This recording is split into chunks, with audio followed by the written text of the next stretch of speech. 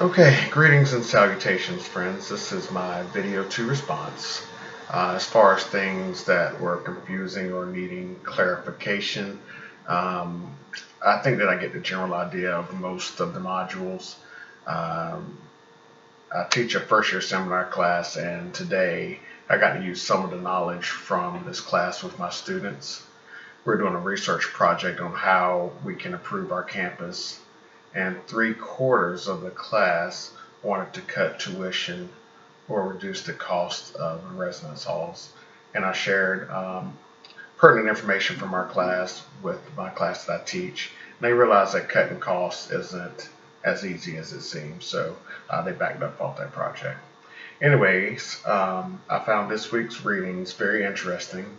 When looking at a consulting firm, I have mixed feelings. Working at a small school where a large number of employees are alumni of the institution, I welcome an outside source of ideas. We tend to do things because we have been doing the same things for years and they work, and that's why we just keep doing them over and over when there could be better ways.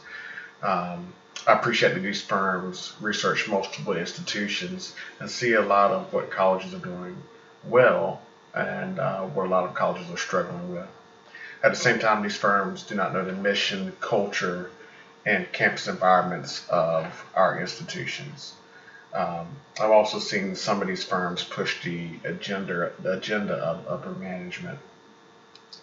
I think a better source of ideas would come from our professional organizations. Go to conferences and see what people are doing. Um, Faculty and staff, like I said, should attend these conferences and discover best practices and new ideas. Additionally, we can see what our peer institutions are doing and tweak their ideas to benefit our institutions and students. When looking at saving money, I saw several different things that we can do.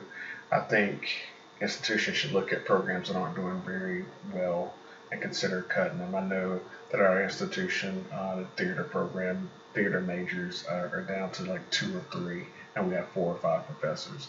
Um, so that could be a way to cut some costs. Outsourcing of residence life and our campus bookstore. Our campus bookstore isn't really making a lot of money. A lot of our students are going to Amazon and Chegg and other sources that they tend to be a little bit cheaper. Sharing of administrative assistants across different areas, student internships and other positions, giving students responsibility to help us and giving them that experience. Another thought was 10-month contracts to some non-essential staff to get some savings there. I think also we need to carefully scrutinize our budgets. I have a friend of mine who is an English professor at East Carolina, and every year he gets a MacBook Pro and he gets a brand new Mac for his office. And usually there's nothing wrong with the current one that he's using. So that's kind of wasteful there. Another thought was summer conferences and rentals.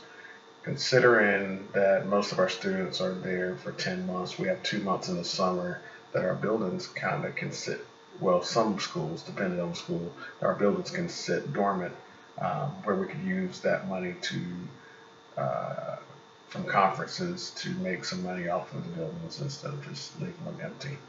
Well, those are my thoughts for this week. I hope you enjoyed, and we'll see you in class next week.